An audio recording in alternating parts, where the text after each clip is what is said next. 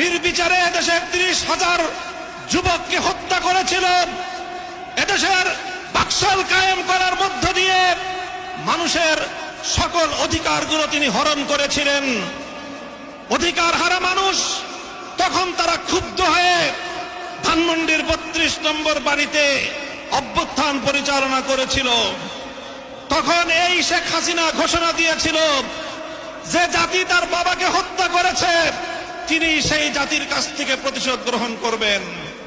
বিগত 45 বছর ধরে শেখ হাসিনা প্রতিশোধের রাজনীতি করেছেন, প্রতিশোধ নিয়েছেন আমার বাংলার তাওহীদি জনতার বিরুদ্ধে, প্রতিশোধ নিয়েছেন বাংলার স্বাধীনতাকামী মুক্তিকামী জনতার বিরুদ্ধে, প্রতিশোধ নিয়েছেন বাংলাদেশের ছাত্র জনতার বিরুদ্ধে, প্রতিশোধ নিয়েছেন এদেশের হেফাজতে ইসলামের লক্ষ লক্ষ নিরপরাধ মানুষের বিরুদ্ধে।